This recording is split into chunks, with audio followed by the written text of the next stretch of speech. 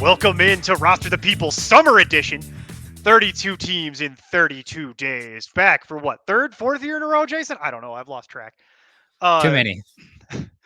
Your host, as always, for 32 teams in 32 days, Neil Smith, at @nonsense_Neil. Joining me today, Jason Draven, at How's it that FF nerd. Introduce yourself. I know it's been a year since we've done this, but we can't have regressed that far. Hi, I do start sit for our important nonsense. You love it. Mike, I got what I asked for. Yes, you and much more professionally joining us, Michael Burland. I don't know if I can live up to that standard, but good to be here. This is like the unofficial football season's right around the corner when we start doing these. So exciting times. That is correct. So as always, for those of you who are repeat to this, this will be a review, but for all the new people, this is 32 teams in 32 days. It is what it sounds like. We're going to take you around all 32 teams in 32 days. That's how they'll be uploaded for you alphabetically. And this is your primer for the 2024 fantasy football season. This is primarily focused around 12-team PPR redraft. We will give you a little bit of dynasty nuggets along the way and various other formats, but that is the primary use for this.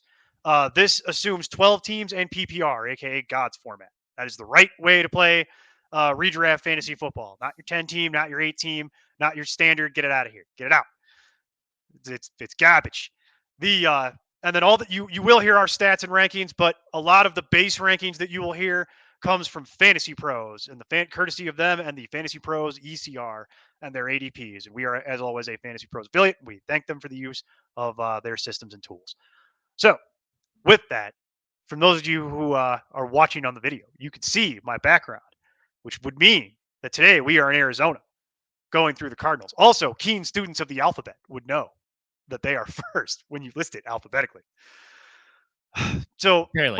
let's do a primer of what happened in the Cardinals offseason. So take it away, gentlemen. Take us through from where we last left at the end of last year to now. Well, we just saw Kyler Murray come back to life. He started off the year very injured, and so we got 7 weeks of him there at the end.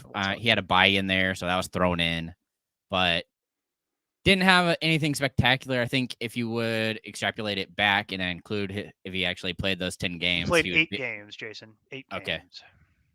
Well, does that include a bye? There's a bye. I'm not counting the bye. There was a bye week in there, but he played 8 games. Okay, so that means he had 9 other ones that he missed. If you take all that out, it ends up putting him at like QB 8 or 9 for last year, which is fine. I mean, he had, of course, like always, a bunch of injuries. That's what they like to deal with. You know, a bunch of old people. Marquise Hollywood Brown was missing a good portion. James Conner was up and down. I just felt like every time you looked, somebody was getting hurt. Pretty sure they started off the year with Zach Ertz. He got hurt, and then you got to see the beautiful thing that we all enjoy at tight end, Trey McBride. Well, that's the review of last year. I'm talking more about we saw that. We know that. But this team is totally different, is more where I'm headed. You mentioned people that aren't even on this team anymore. I know, but there's I was getting there because the whole thing is they had all these old people that were breaking down. Now they have all the shiny new toys that everybody loves. I see. Okay. Which includes a name that most people are probably fairly familiar with in the wide receiver room, Marvin Harrison. And it's not his dad for all the old people like me. But again, the name is familiar, or should be if you watched football or have any kind of general knowledge on football. He's definitely somebody that will come up. Jason, half our audience is 12. They don't know what that is. They don't know what a PS2 is. Okay, like you're talking to them about Marvin Harrison. They don't know. Like maybe on TikTok. I don't know. It could happen. That was when TV was in black and white, right? Was 2003? Yeah, something like that. Okay. Oh my gosh, brutal. And then Trey Benson would be, I guess, the other new shining toy that they're bringing in. But really, the rest of it's pretty similar.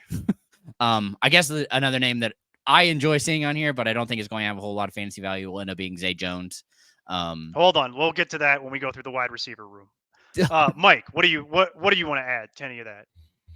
No, not much. I mean, their draft class, I think they had 12 draft picks. So they brought in a haul, and they had a really good year one with their whole new regime and coaching staff and GM in terms of drafting. And hopefully they did that again this year because, even though we don't talk much about offensive line or defense, that does come into play for fantasy. So I think they can be a really good team this year. Exciting, potential playoff team. We'll see how, like we talked about, all these shiny new toys kind of play out. Yeah, there are definitely some shiny new toys. But as Jason was talking about, it's important to know your history because there are still some faces that established and entrenched players in fantasy will remember from years gone by. And we'll start with one of them. We'll start, as always, we'll go through this position by position. So Kyler Murray is going to be back to quarterback this team yet again, despite all the rumors that he might be out and done in Arizona. No, we're going to keep rolling this experiment forward. This year, he is ostensibly healthy. I know, Jason, as you will point out, that is subject to change pretty much at any moment. Well, he's very tiny. He, of course, looks like a toddler running with candy every time you see him holding a football and running. But he also clearly has injury issues that come with being a running quarterback. That you always have that risk that kind of pops along with it. So, unfortunately, that's kind of baked in, I think, to why so many people have him where he is instead of trusting for really believing that he will be a dominant force in fantasy for you. Well, sure, but then that being said, we're going to get into that here eminently. So, Kyler Murray, the only reason I brought it up is because as of now, he is set to play a full season. So you're not trying to evaluate some sort of crazy 8-game season like you had to last year. So we are assuming a full season for Kyler Murray. As of right now, and it is for the purposes of this, it is June 14th today. So if anything sounds a little dated as you're listening to this in August, check out the wrap up show, and we will have updates in our Discord along the way. So check that out as well. So we'll get more real time updates there, but also we'll do a wrap up show at the end of this to update anything if this needs to change. But for right now, in June, in the Fantasy Pros ECR, which again is the expert consensus ranking, so it's the giant pool of all the Fantasy Pros experts, of which Jason and myself. Mike, do you do rankings for Fantasy Pros? I do not. Okay, Jason and myself are part of that. So our opinions get slushed in with this, but according to the Fantasy Pros ECR, he's early ranking quarterback 9, which would translate to roughly the 64th overall pick. Obviously, the ECR over the years is something we talk about as more of a theory exercise. Quarterback values have been rising over the last couple of years. And it's interesting because if you go by public ADP, Kyler Murray is going at 81 overall, what would be roughly pick 81, which for my own opinion, I still think is too high.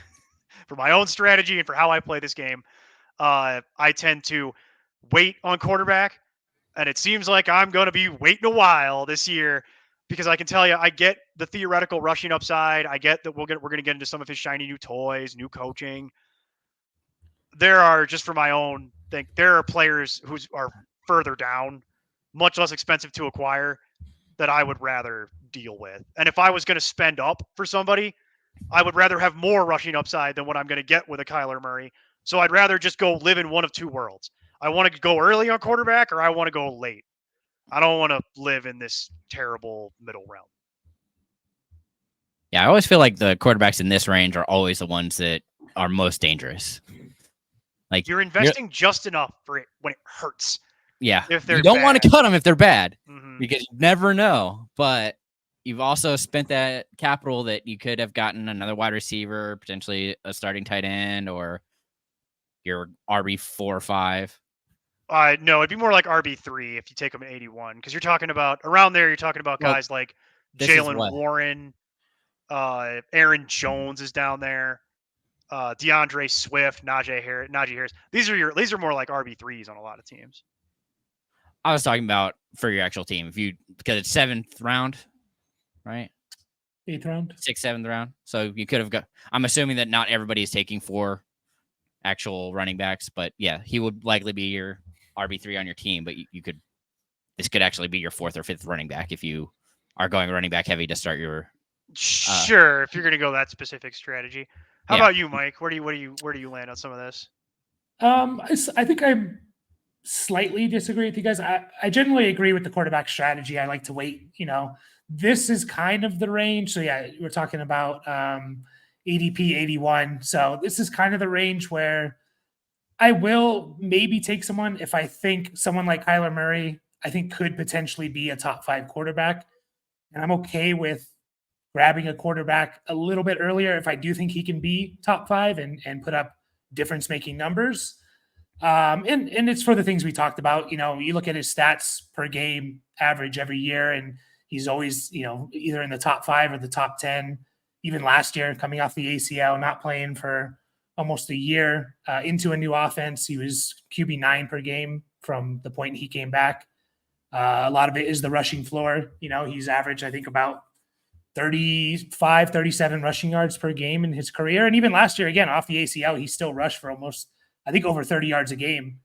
And then you add in, potentially, he has the best weapons in his career. I know he had prime DeAndre Hopkins, but, now you got Trey McBride that we talked about. That a little bit because he had David Johnson, too. But that was towards the end of David Johnson, I guess.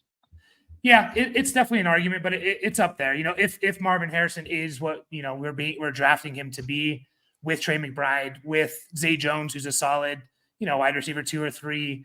You guys keep talking about Zay Jones, and Zay Jones isn't even the one the public likes.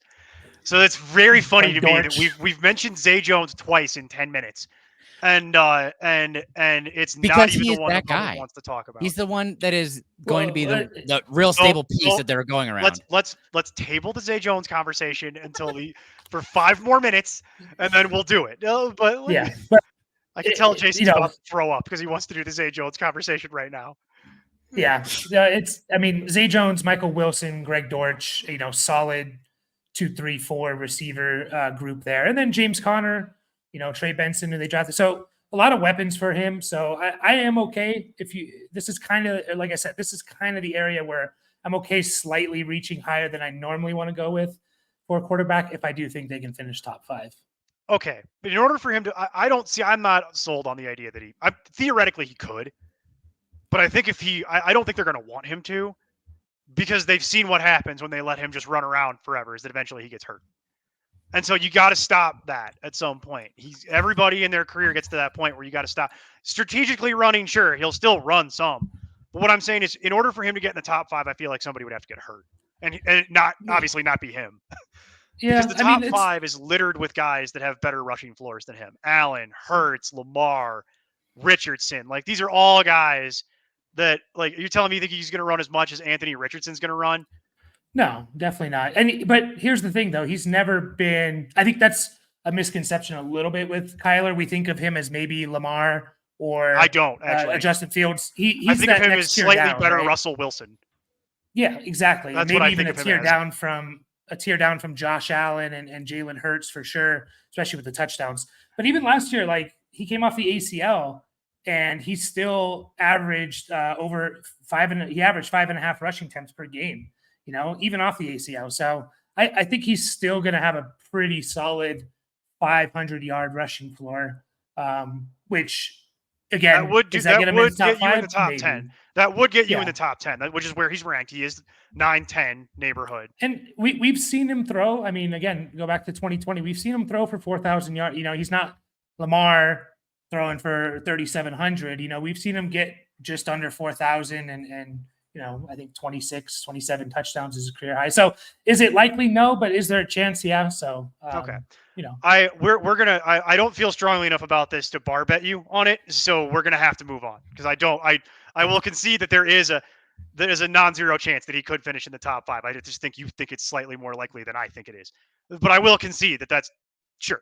It's definitely possible. I think Jason and I are more in alignment where it's like, I'm just going to let someone else deal with Kyler. Let's do the running backs. We can do the running backs pretty quickly.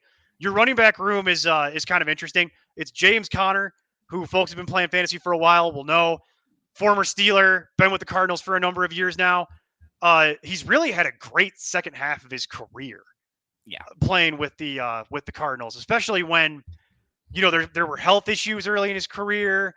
There've just been some issues just generally around it. And he's come back and he's kind of proven those people wrong. I'm pulling up a stat while I talk. So since he's been in Arizona, here's his PPR finishes with Arizona: RB7, RB9, RB13 in points per game. And last year that includes missing some time, so it's points per game. But that's pretty incredible. I mean, I will acknowledge you're trending the wrong way, but hey, we're all getting older. Everybody who's listening to this, you're all getting older. We're all getting older, baby. Sorry, but that's the way that's going to work. So he's getting older, and I get they've brought in what looks to be his replacement in this year's draft in Trey Benson. A lot of hype surrounding Trey Benson. So the question I think that people are grappling with, both experts and the public, is this the year that James Conner?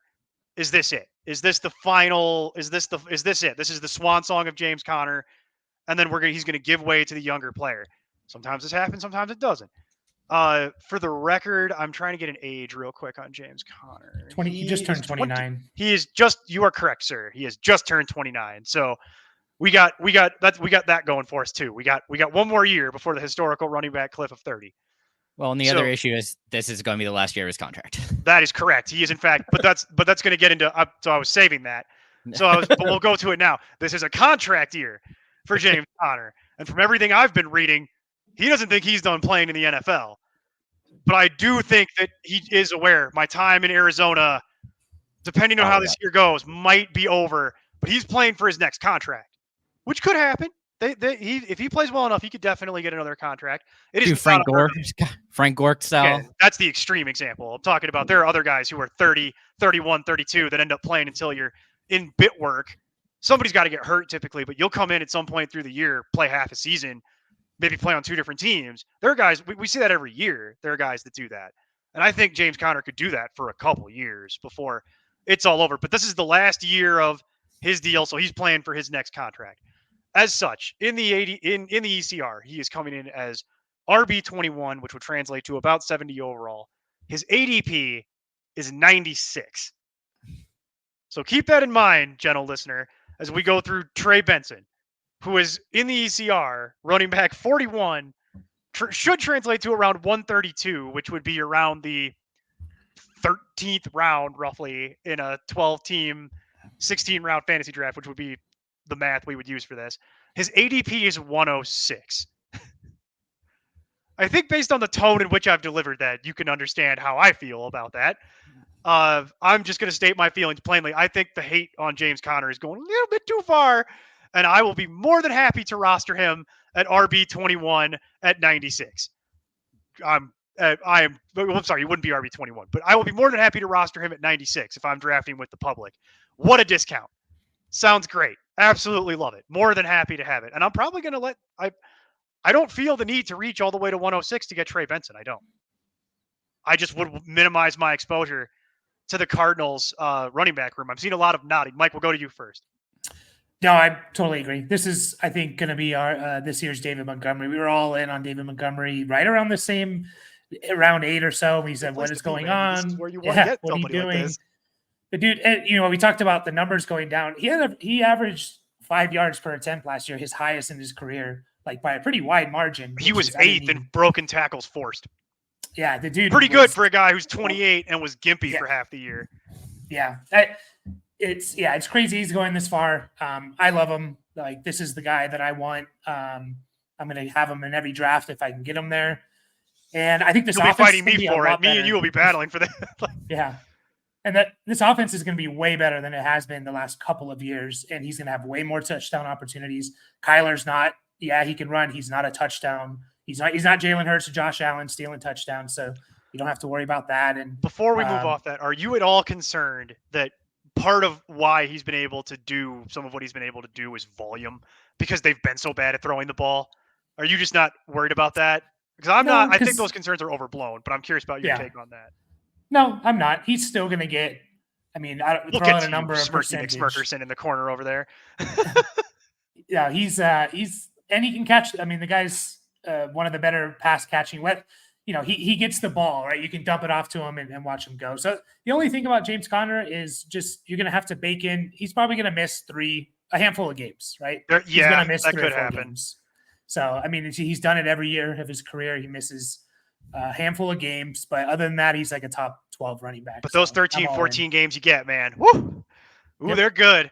All right, Jason, you've been very polite while we wax poetic about James Conner. Tell us why we're wrong. Go ahead. I see you smirking. Well, it's not necessarily you're wrong, but the fact that there aren't going to be as many targets, he does have a couple better pass catchers this year. McBride really separated last year and became more of a crutch for Kyler. I mean, saw over 100 targets in his first year as a tight end. And of course, they're bringing in the stud that everybody wanted, was number one on a lot of people's boards when it came to the wide receiver room in Marvin Harrison. And it's those people are just going to be taking enough targets away that I'm more worried about him having. I mean, granted, I still have him for a decent amount if he plays all year, with it being 40 targets, which I think he was on track for last year. Let me go check. So last year is at 33 on 13 games. So you're about right there. But even with all that, and again, I'm guessing that they're going to want to see a lot more of Benson and DeMarcado, which again is fine. We're gonna get okay. So just to round out the room, hold on. A note to the audience, just to round out the room.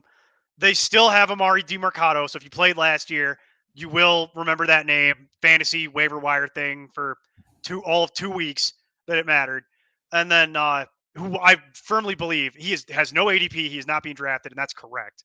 And I do not draft him that's not worth your time. Know who he is. If something happens to Connor, he might see the field. It's more, again, going to be, you're probably taking Benson because you're thinking he's a handcuff. The issue you're with not that getting is Benson it's way too close. Prices. That's what I just got done going Correct. through. I know. You're not going to get the luxury of getting Benson at a handcuff price. You have to pay way too much for that. So again, you'll wait 3 weeks, he'll be dropped, and you pick him up as your handcuff. So you think people are going to go Trey Benson in 3 weeks? No, they're not. I doubt he's going to have any usage. I mean, even the first 5 weeks. Yeah, I'm not worried about Benson at all, unless Connor gets hurt, of course. But correct. I actually went back when I did this last year when Charbonnet was drafted and looked at like when a team drafts a running back in the first or second or third round when there's already established guy there, and there was like no cases of that running back like really doing anything to take away from the established running backs. That's why I'm saying. So I've seen that too. I've seen that math executed as well. So it's interesting you bring it up. That's part of why it's baked into my whole I'm not sold on the whole death of James Conner thing. Because he hasn't really done anything to earn that. Now, if he shows up and he looks terrible, and we go through that, and he's still hurt, okay, maybe we have a different conversation. But for right now, no, he's fine. So there's not sold on Benson coming in and doing much about it at all.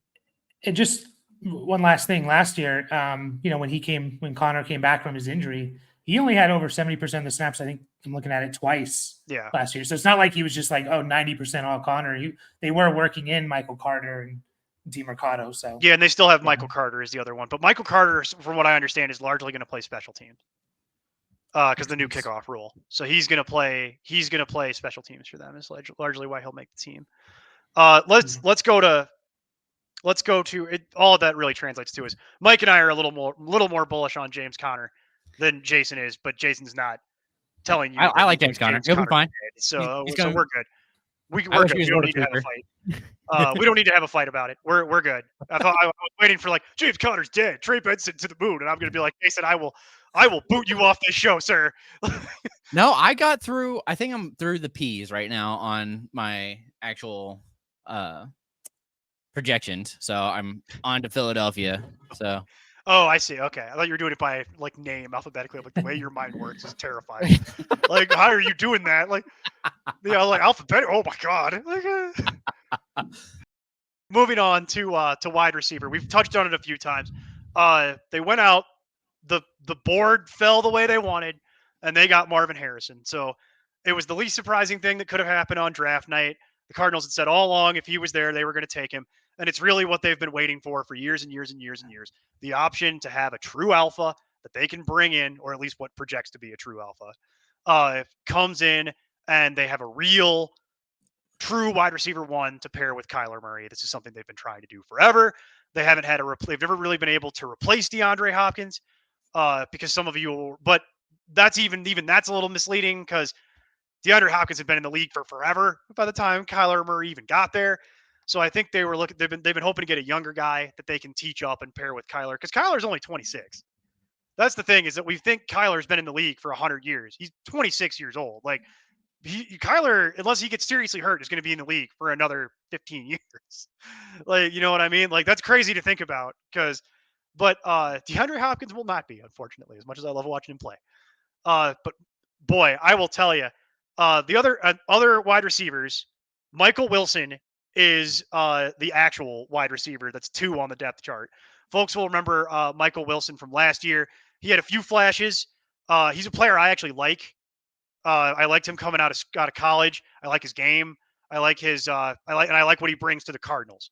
They need somebody who can work underneath, and they need somebody who also a little more physical than Rondale Moore for what I was looking for from Rondale Moore. And Michael Wilson does that. And in fact, weirdly today, you should look at the pictures of Michael Wilson in minicamp that got released because one of the funniest tweets I've seen in forever was a picture of Michael Wilson standing next to Marvin Harrison. And it just says Michael Wilson, Michael Wilson. It says pictured Michael Wilson, and Marvin Harrison. Because you see Michael Wilson's arms and they're the size of Marvin Harrison's waist right now. Like that man has been in the gym. Like it is. And I don't buy into that. It's line season. Don't buy into that for fantasy purposes. We get this every offseason where people start freaking out over camp photos and things like that. Don't buy into that. That's a fool's errand. I just thought it was funny. But Michael Wilson is the one that is number 2 on their depth chart, Jason. He's number 2 in the ECR, and he's number 2 in ADP. Okay?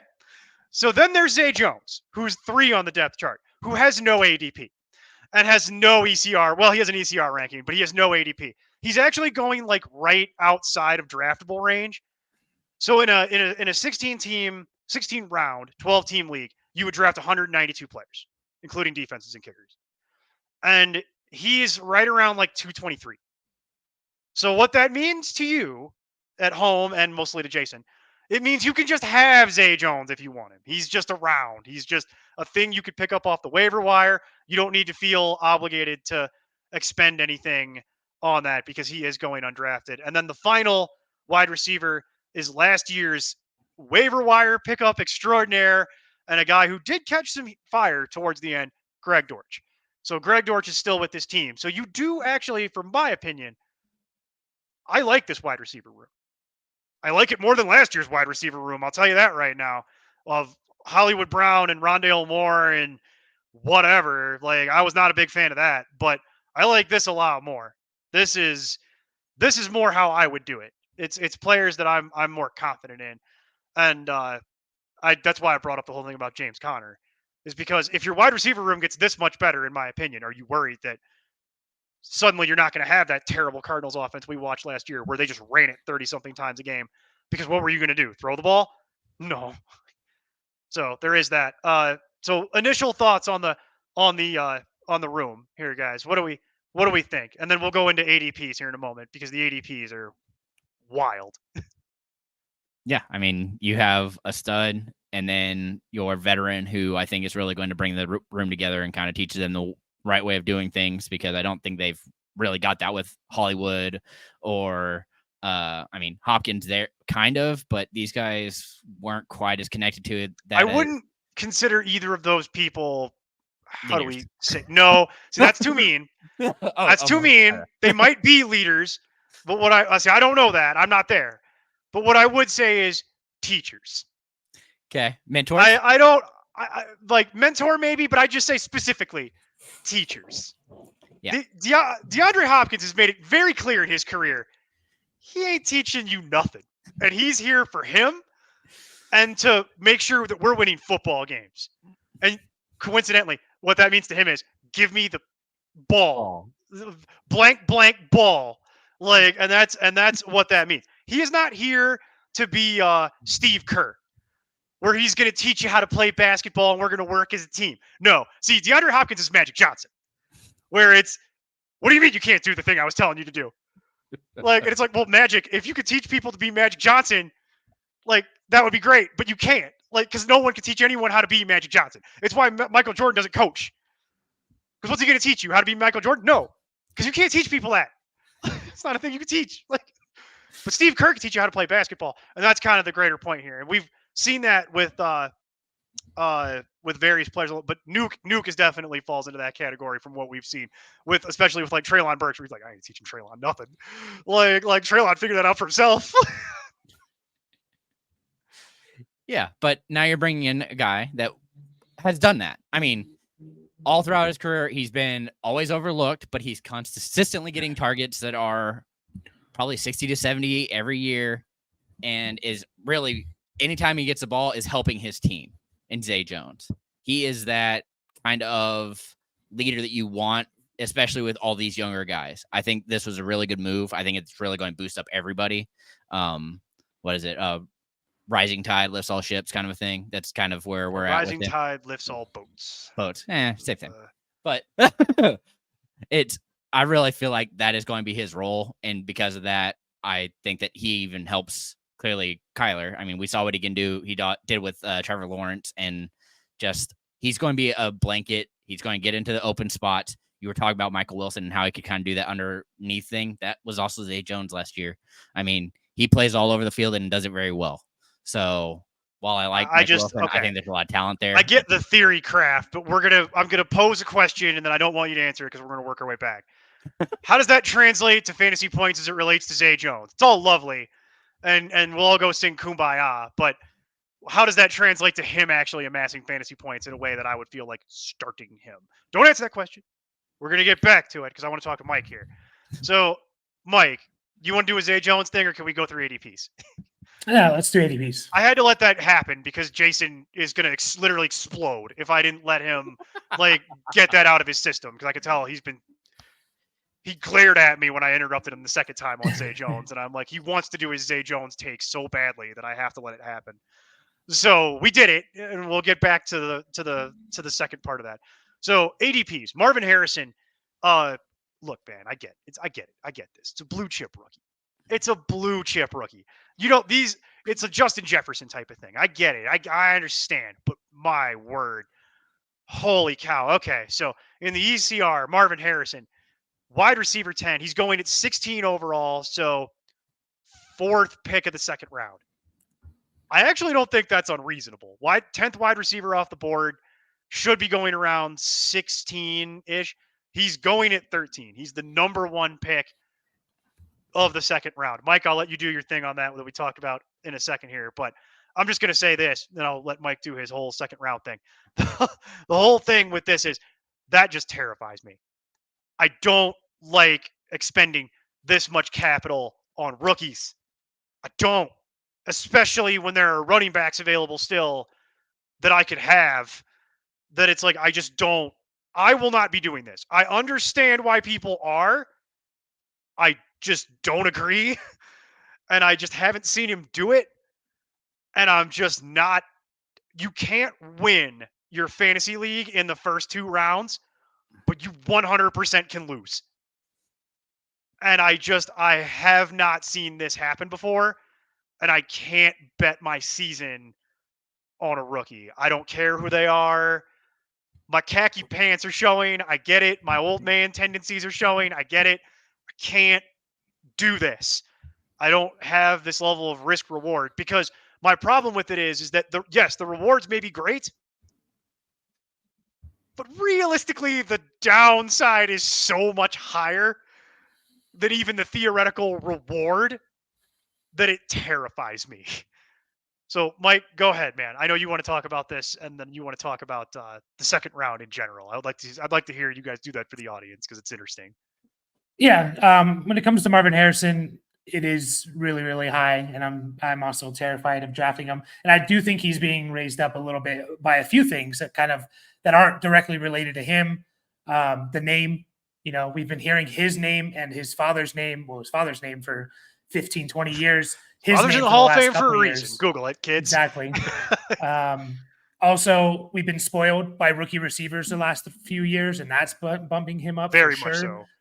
so. And then, the second round thing, and you look at who's going in the second round, and it gets kind of ugly for mid to late. And it's a lot of guys who we like them, but not necessarily don't feel like second round picks, or they're older, Saquon Barkley, Devontae Adams. They're guys that they've been around for a while. Maybe we get tired of the same names, or other guys like Olave or Pittman, where it's like, man, these guys are good players, but they're not difference makers, Well, elite players. So not to go off on a huge towering tangent, but some of that too is like, I'll put it to you this way.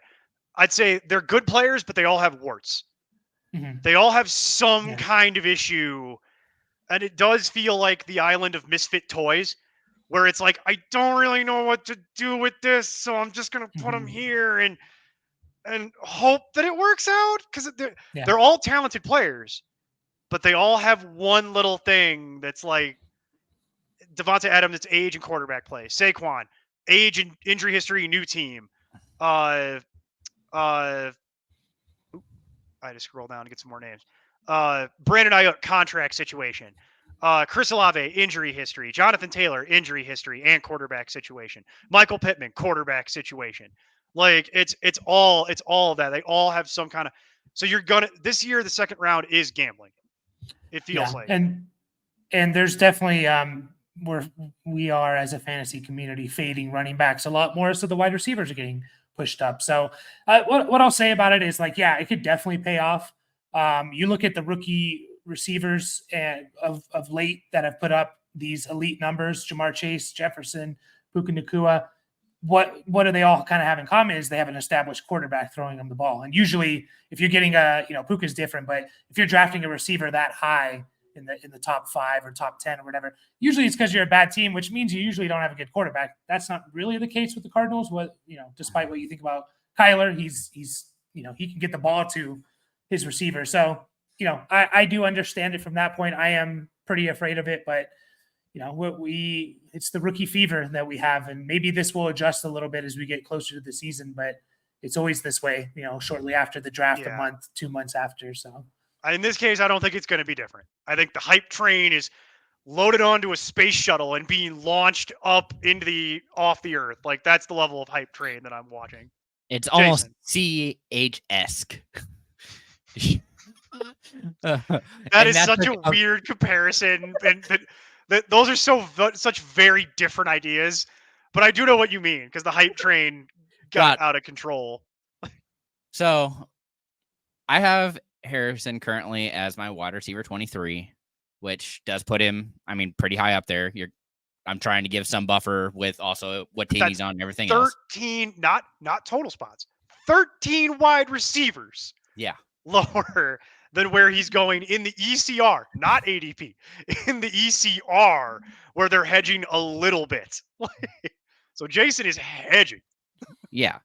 Again, I also take historical data and kind of look at that and see where this team could go. And you're really hoping at that kind of a pace that, like we kind of touched on, Murray's going to have another 4,000 plus yard passing season, which maybe, but that's just such massive numbers. I struggle to get that high. I can see how he can do it. It's just with that price, I'm definitely not going to have him on my team. That price tag is too rich for my blood. I will find other things that I want to play with that are like, I understand where everybody else is going, but Barkley, like I love that on a team that really has a good offensive line. I'd much rather take that, especially on the list that you're talking about. And I understand all the injury history and everything else, but I wouldn't be surprised. It's just so much risk. Looking over the past, for example, Justin Jefferson, when he came to the league, was undrafted. When you actually look at our first year of fantasy football ADP, he was like 168 or 170.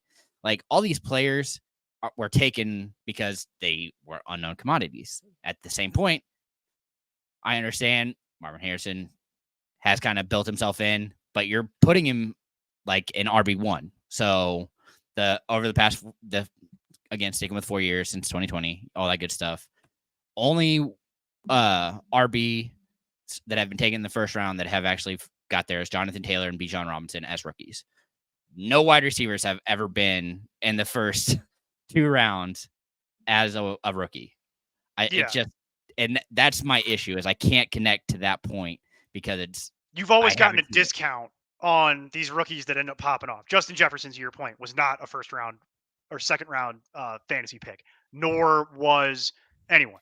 You know what I mean? None of those guys that we've seen pop off, you actually had to pay for it. Yeah. Now you're making the leap to where I'm going to pay sticker Premium. for it, for what I think is going to happen. And that to me is like, no, that's just gambling.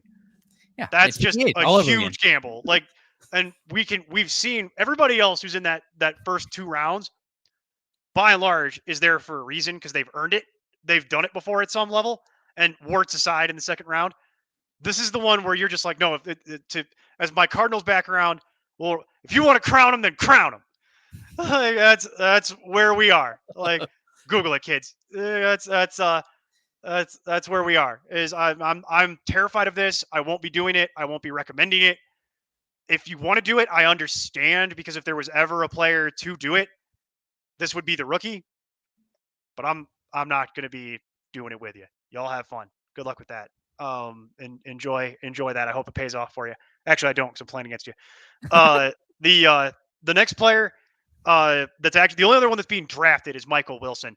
And I will say he's being rated as the wide receiver 67, which translates to 173 overall, which would be like a 15th round pick. And his ADP is 173. So it's exactly the same. And I will tell you, I absolutely love it. I eat it up with a spoon. If you're telling me I can have Michael Wilson at a 15th round pick with Kyler Murray as his quarterback for the whole season and no more Rondale Moore, and all he has to do is improve in his consistency a little bit, love it. Especially with Marvin Harrison getting double covered on every play. Have fun. And I acknowledge Michael Wilson would only be the 3rd or 4th target on the team behind who we'll get into in a minute, Trey McBride and possibly Connor. So Harrison, right? Something like that. He'd be like the 4th or 5th. I still don't care because it's a 15th round pick. And if something happens to any of these guys, I think he could ascend because he had flashes last year with hideous quarterback play. Hideous, bottom of the league, terrible quarterback play. He made some good plays and had some flashes. He's got a full year under his belt. I am thrilled if I can roster Michael Wilson in the 15th round. Y'all tell me I'm crazy and keep talking about Zay Jones if you want. I don't care. The Zay Jones who's going to play 8 games before he inevitably tweaks something in his leg. Sorry, but that's like every Zay Jones season is he'll get out there, he'll look good, whether it's on the Raiders or Jacksonville, it doesn't matter. He does the same pattern. And it's not even me being a jerk. It's just like, that's what happened. Well, maybe a little. That's what happens like every season with Zay Jones. He very rarely plays the full season. And he might be a good mentor for those guys, and he might be a good locker room guy. But I go back to this, Jason. How does that translate to fantasy points for Neil? Like, because how many? I'm considerably above Wilson right now, but it could go either way. Mike, help me. 40 spots. Help me with that. You deal with that because I can't. I would honestly, I'm kind of in the middle of you guys. I think it's for all the reasons if you're arguing for Wilson or Zay Jones, take whoever you like more, because like either one could work out as like the consistent number 2 option. They are at the wide receiver, largely free. Yeah.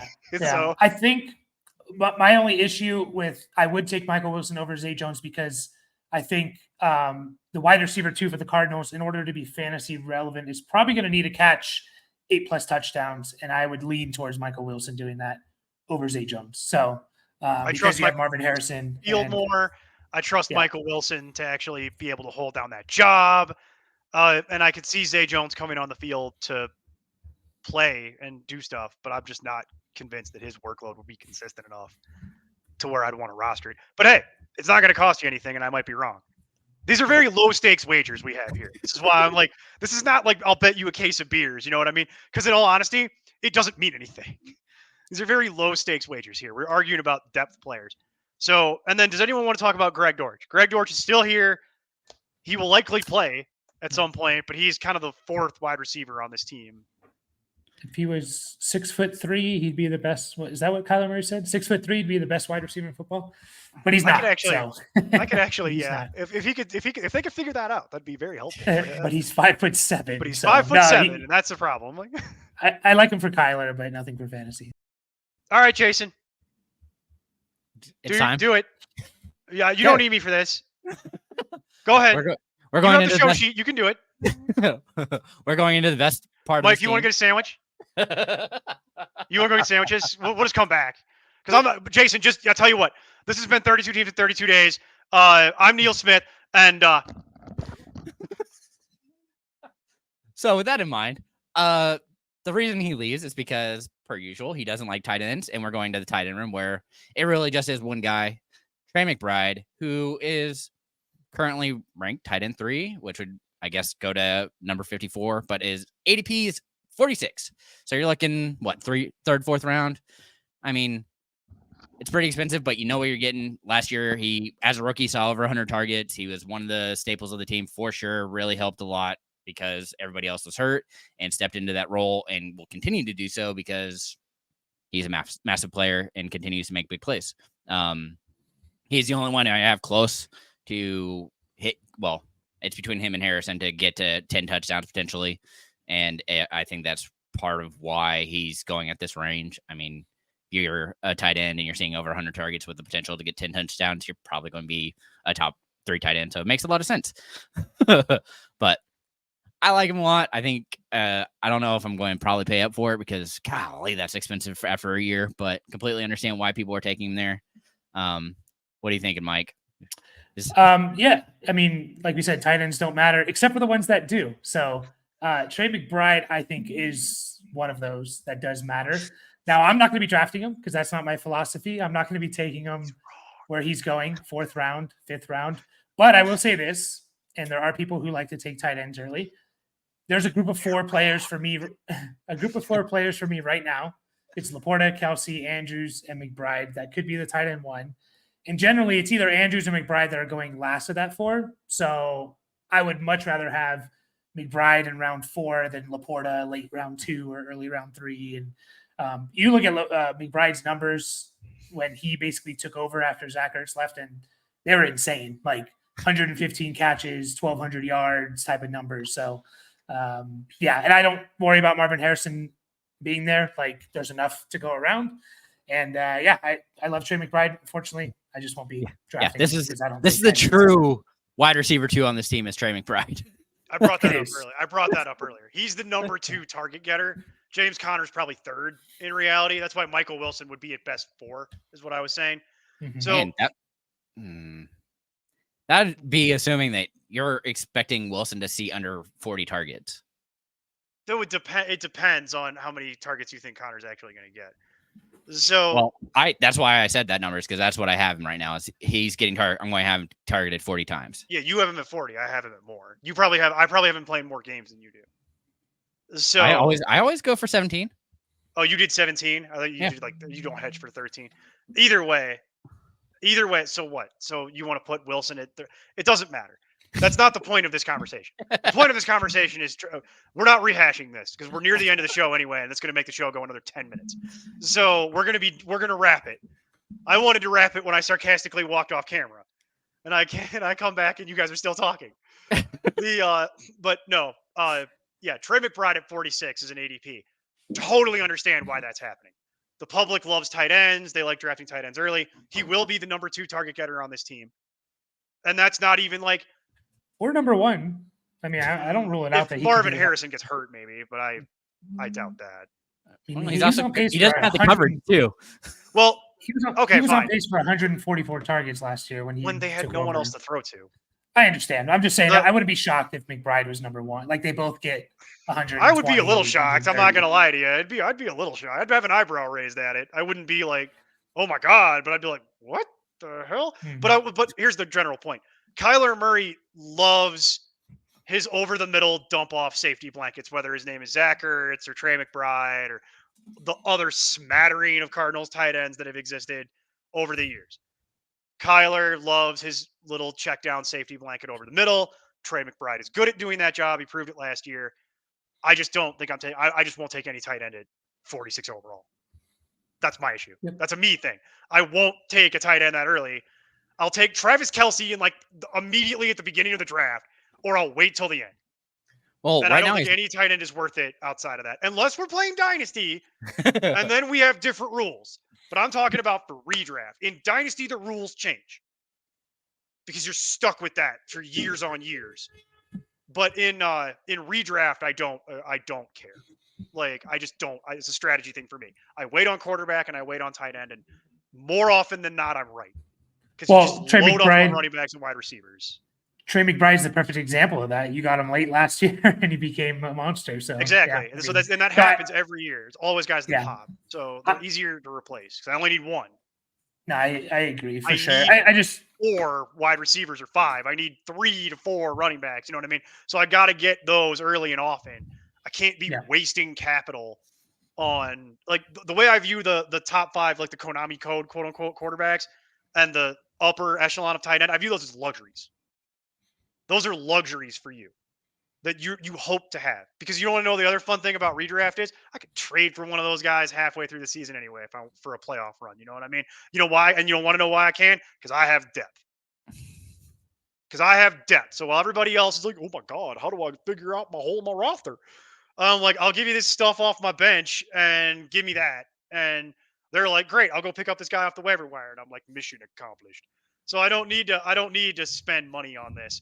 The one exception to this rule in redraft, historically, recent history, has been Travis Kelce. As frustrating as that is for me, because there had to be an exception to every rule, where it's like, no, that's actually worth it, because he's playing a different position. He's playing wide receiver. But they just line him up at tight end. That's the difference. It's like in those leagues where they let Taysom Hill play at quarterback, where it's like, that's just unfair. He's not playing quarterback. Anyway. Any parting thoughts on the Arizona Cardinals? Because we're at 50 minutes on this, gentlemen. I'm prepared to move on from Arizona. Nah, I'm good. Good? we're good. Happy? Don't want to talk about Zay Jones anymore? Got it off my chest. We're all good. All right. Well, ladies and gentlemen, I hope this has been educational. Check out that wrap-up show if any of this sounds a little bit dated. Neil Smith, at that FF nerd, Jason Draven, at Michael Burland. Check us out on our Discord, and we will be back to talk to you tomorrow about the Atlanta Falcons. And I'm looking forward to it. I'm Tim Kitzer from NBA Jam and NFL Blitz, and you can find all the guys at ImportantNonsense.com. Kaboom!